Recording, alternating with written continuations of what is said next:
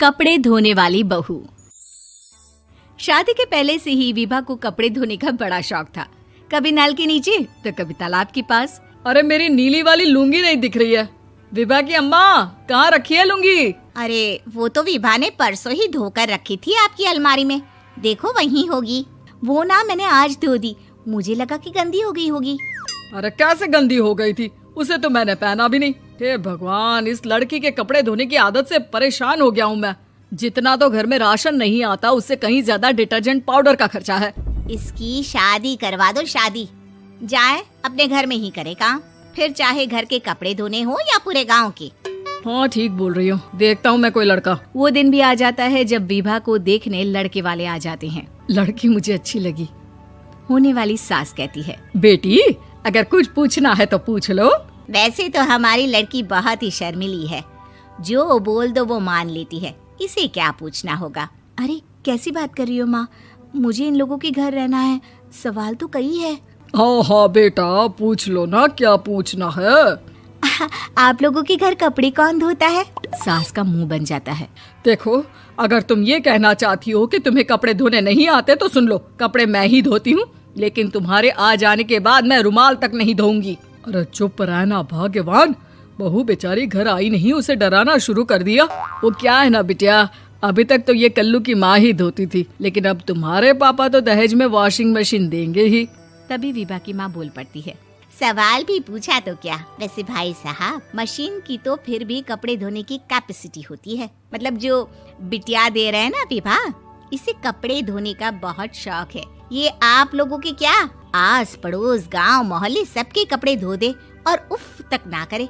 बाहर देखा नहीं आपने कितने कपड़े सूख रहे हैं, सब हमारी बिटिया ने ही तो धोए हैं। बस भी करो ना माँ, शर्म आ रही इतनी तारीफ सुनकर। और तो और एक दाग निकाल कर दिखाओ तो मान जाऊं। हाँ अच्छा, माफ करना बेटा, मैंने गलत समझा। हमें तो रिश्ता बहुत पसंद है। और ऐसे जुड़ जाता है रिश्ता कपड़े धोने का शौक रखने वाली विभा का। उसकी शादी हो जाती है कोयला फैक्ट्री में काम करने वाले कल्लू के साथ। शादी के बाद अचानक विभा चिल्लाती हुई सास के पास आती है। सासू माँ, अरे सासू माँ कहाँ है आप? ये तो धोखा है, धोखा दिया आप लोगों ने मुझे। इसे ससुर के चक्कर के बारे में पता चल गया। अरे तो उसमें तुझे क्यों धोखा मिला है? अरे नल में पानी नहीं आता, कपड़े कैसे कब धुलेंगे? अच्छा, तू पानी नहीं आ रहा उसकी बात कर रही है। तो आपने क्या सोचा? कुछ नहीं। अच्छा, तेरी माँ ने कहा था कि कपड़े धोने का शौक है तुझे, याद आया मुझे। शौक बोलकर कपड़े धोने वाले मेरे जुनून को कम ना आके सासू माँ, कपड़ा धोना मेरा गुरूर है। तभी पति भी वहाँ आ जाता है। अभी मैंने इसे सनी देओल की फिल्म दिखाई है, उसी के डायलॉग मार रही है माँ। अच्छा सुन, साफ बता रही हूँ, पानी सुबह 4 से 6 और शाम को 10 से 12 आता है, समझी? विभा टाइमिंग सुनकर हैरान हो जाती है। ये क्या भूतों का मोहल्ला है? सुबह 4 बजे उठकर कौन कपड़े धोता है? 4 बजे टंकी में पानी जाता है, फिर सारा दिन धोना ना, किसने मना किया? अरे कैसी बात कर रही हैं? 200 लीटर की टंकी में कितने कपड़े धो लूंगी मैं, सुबह ही उठ जाऊंगी मैं। अब क्या था, विभा सुबह 4 से लेकर रात के 12 बजे तक कपड़े ही धोती रहती। एक रोज सास पड़ोस से निकलकर कहीं जा रही होती है कि साथ वाली कहती है, हाँ कल्लू की माँ, जरा ये बताओ कि 2 साड़ी है, 2 ब्लाउज और एक पेटीकोट और एक नाड़े वाला लंबा कच्छा। हाँ तो? अरे तो क्या, कितना लोगी धुलाई ये बताओ। धोबन दिख रहे हैं हम क्या?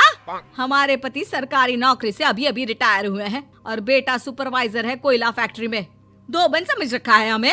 हाय रे कल्लू की अम्मा, माफ कर दो, वो तो मोहल्ले में यही सब बता रहे थे कि तुमने बहू को कपड़ा धुलवाने के काम में लगा दिया है। सास को पड़ोसन की बात सुनकर गुस्सा आ जाता है। वो घर पहुंचती है जहां घर के बाहर ही इतने सारे कपड़े सूख रहे होते हैं जितने कि किसी धोबन के घर पर। अरे ओ कल्लू की दुल्हन, बाहर निकल।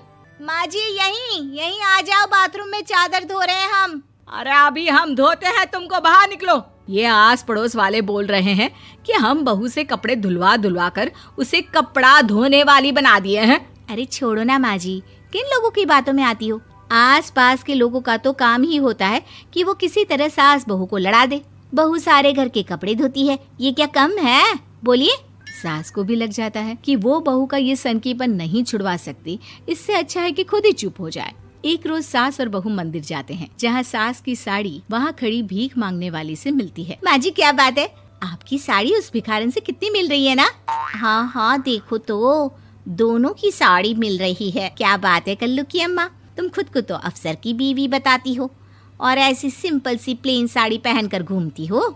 सिंपल और प्लेन नहीं है ये साड़ी। तो क्या सोने के धागे से फूल बने हैं?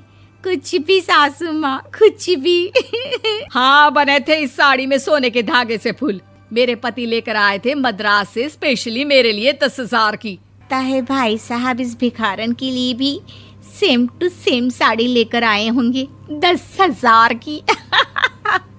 सास उस वक्त तो कुछ नहीं कहती, लेकिन बहू के साथ घर आती है और अलमारी से एल्बम निकाल कर लाती है। ये साड़ी देख रही है, ये वही साड़ी है जिसे मैंने अभी पहना था।